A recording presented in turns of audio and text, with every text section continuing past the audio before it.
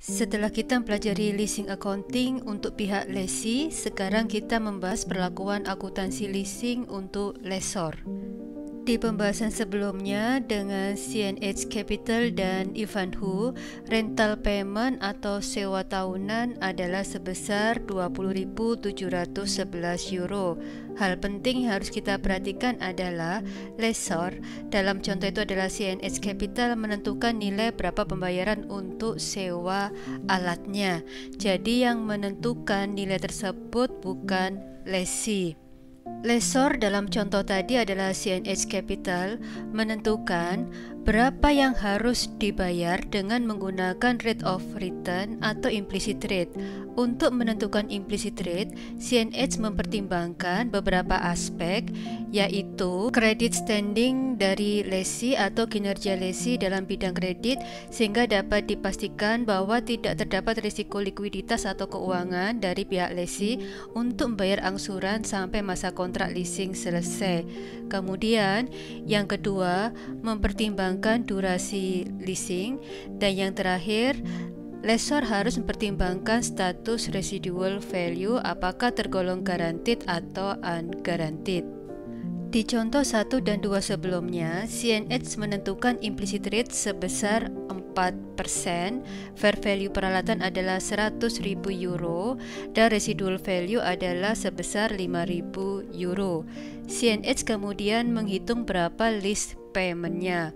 Untuk itu, CNH pertama kali mempertimbangkan nilai fair value peralatan, yaitu sebesar 100.000 euro, kemudian dikurangi dengan present value residual value yang sebesar 5.000 euro, sehingga dihasilkan nilai 4.109. Nilai fair value kemudian dikurangkan dengan present value residual value, sehingga menghasilkan nilai 95.890.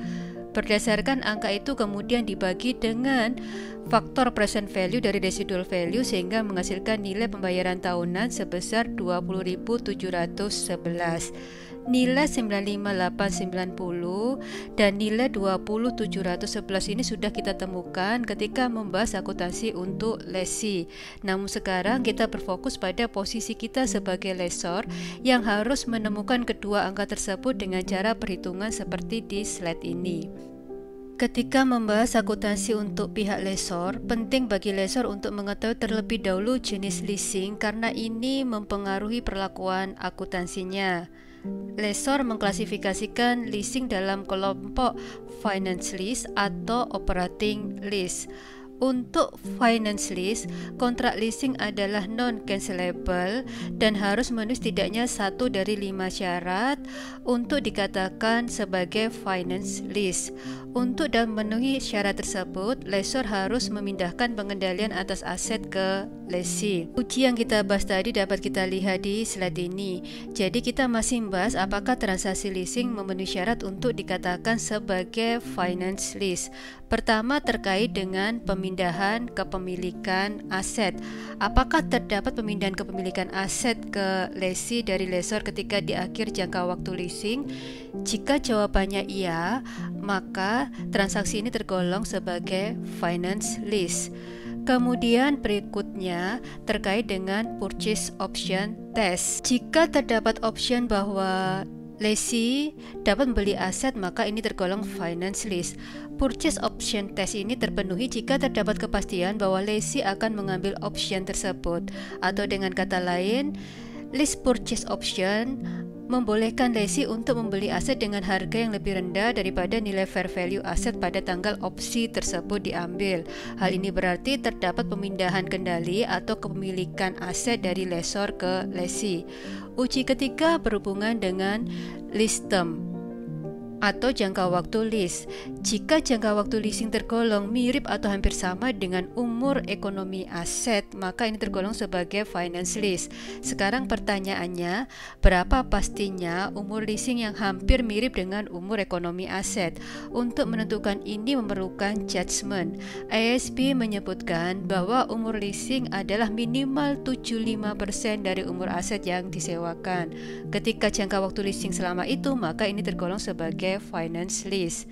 Uji keempat berhubungan dengan present value. Jika present value dari lease payment mendekati nilai fair value aset, maka lessor memindahkan kendali atau kepemilikan aset ke lessee.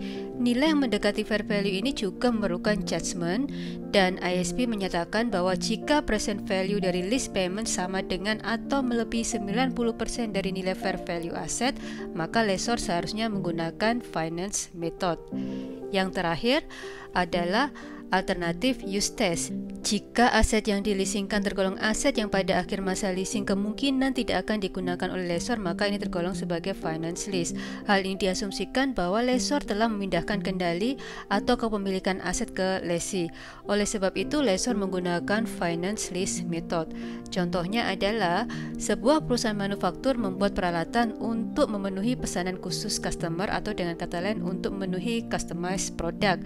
Nah, karena keunikan barang tersebut, di mana barang tersebut hanya diperlukan oleh customer itu saja, maka kemungkinan besar lessor tidak dapat menyewakan lagi alat itu ke pihak lain ketika masa kontrak leasing selesai. Jadi inilah syarat yang bisa kita kelompokkan menjadi finance lease. Jika salah satu syarat dari kelima syarat tadi terpenuhi, maka transaksi leasing tersebut adalah sebagai finance lease. Namun jika tidak memenuhi, maka leasing tersebut masuk dalam operating lease.